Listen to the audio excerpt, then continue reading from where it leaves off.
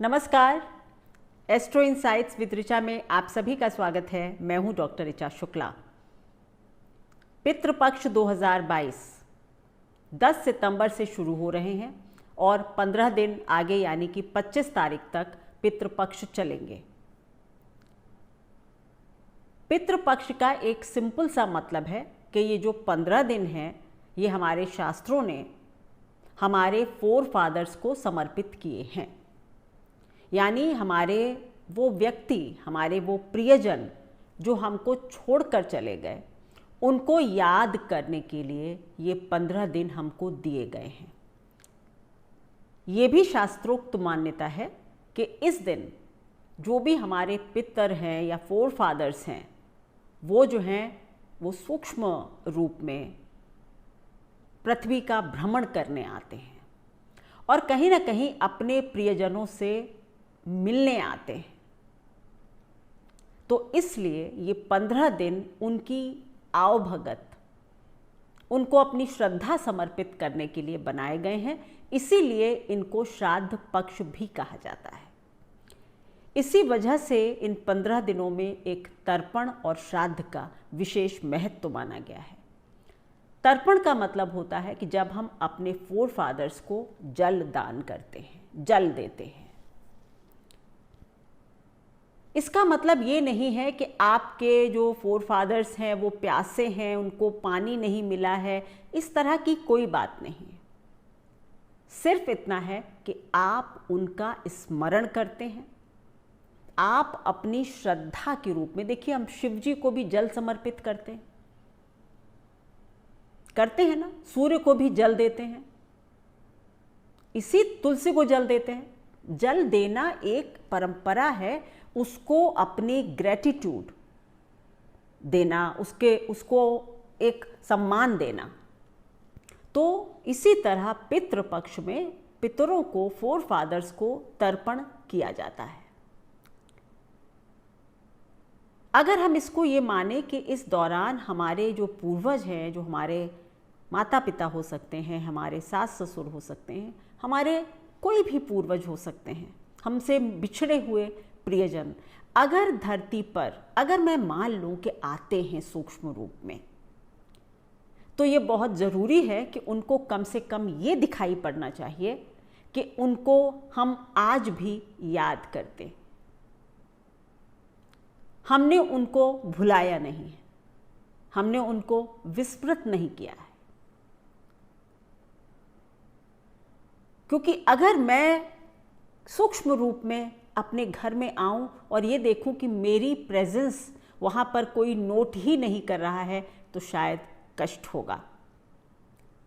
पर अगर ये दिखाई पड़े कि हमारे बच्चे जो हैं वो हमारा नाम लेकर जल दे रहे हैं, जिस दिन भी किसी की मृत्यु होती है उसी तिथि पर इन 15 दिनों में उसके लिए श्राद्ध रखी जाती है, यानी एक भोजन रखा जाता है पंडित का।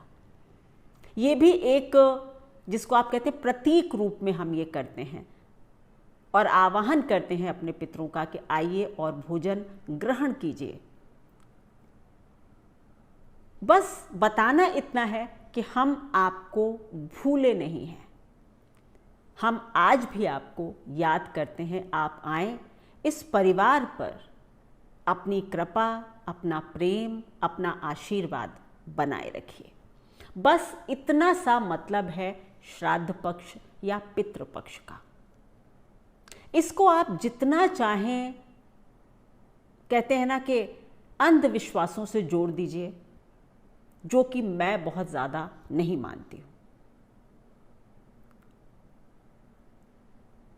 कुछ लोग तर्क कहते हैं कि अगर आत्मा ने दूसरा जन्म ले लिया फिर श्राद्ध का क्या फायदा। हमें नहीं पता ना कि क्या हुआ, किसने देखा है कि मृत्यु के बाद होता क्या है।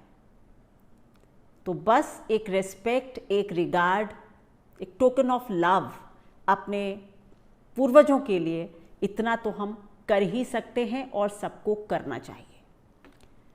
अब बात आती है कि क्या इस दौरान शुभ कार्य नहीं करने चाहिए।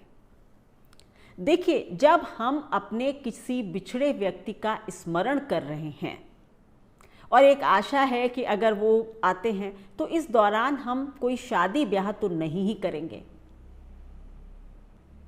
है ना, कि थोड़ा थोड़ा तो गम का माहौल है कि भाई हम अपने एक मरे हुए मृत या जो हमको छोड़कर चले गए हैं, तो एक माहौल जो है वो थोड़ा सा हल्का सा दुख का है। याद हो रही है, प्रेम से हम याद कर रहे हैं, लेकिन एक थोड़ा दुख भी शामिल है।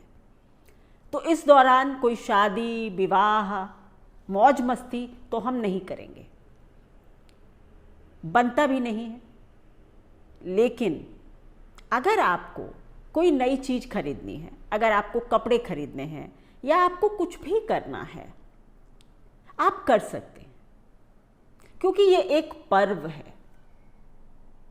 इसको आप एक पर्व की तरह मनाइए। और मुझे नहीं लगता कि मेरे पिता मुझको कोई भी नया चीज़ खरीदते अगर देखेंगे तो दुख होगा उनको, ऐसा नहीं हो सकता। तो आप कर सकते हैं, यह आपकी श्रद्धा है। अगर आप करना चाहते हैं तो करिए। अगर आपको लगता है कि इस दौरान मैं ऐसा फील नहीं कर रहा कि मैं कोई नई चीज़ पहनूं या खरीदूं, तो आप ना खरीदें। आई थिंक गरुड़ पुराण में कहीं एक प्रसंग है कि जो पितर हैं वो भी विष्णु रूप में हो जाते हैं। एक श्लोक भी है, लेकिन अभी मुझे याद नहीं आ रहा। यानी जो वो एक बार जो ऊपर चला गया वो प्योर हो गया, मतलब विष्णु स्वरूप हो जाते हैं। तो इस समय में हम बस उनकी पूजा करें, उनसे आशीर्वाद मांगें, लेकिन छोटी मोटे अपने जीवन को एकदम से रोक ना दें कि हम ये नहीं कर सकते, वैसा नहीं कर सकते। इतना अंधविश्वास ठीक नहीं। पर एक रेवरेंस और एक रिगार्ड अगर हम अपने बुजुर्गों को ना दें तो ये भी अच्छी बात नहीं। कम से कम एक तिथि के दिन जब श्राद्ध होता है तो हम अपने बच्चों को उनके बाबा दादी नाना नानी कोई भी जो भी नहीं है उनके विषय में थोड़ी बात कर सकते हैं, बता सकते हैं कि आपके बाबा ऐसे थे। मतलब एक तरह से ये एक रिमाइंडर है, आपकी नई पीढ़ी को पुरानी पीढ़ी से मिलवाने का भी एक माध्यम है। अपने घर में इस तरह के कर्म करेंगे तो आपके बच्चे आपको इसी तरह से अपनी अगली पीढ़ी से मिलवाएंगे, और यही एक वंश होने का मतलब है। सो पीढ़ी दर पीढ़ी एक दूसरे को जानते रहें, एक इंट्रोडक्शन होता रहे, तो श्राद्ध पक्ष इसी तरह का एक पर्व है। आप सब लोगों से कोई एक रिक्वेस्ट है कि अंधविश्वासों में ना पड़ें, अपने बुजुर्गों को सच्चे मन से याद करें, सम्मान करें, अपने घर में उनके नाम पर उनकी तिथि पर एक भोज अवश्य रखें, अपनी श्रद्धा के अनुसार दान करें। आप नीडी लोगों को भी खाना खिला सकते हैं, जो चाहे वो दान कर सकते हैं।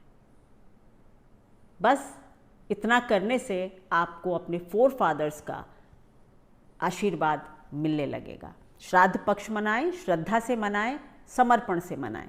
धन्यवाद।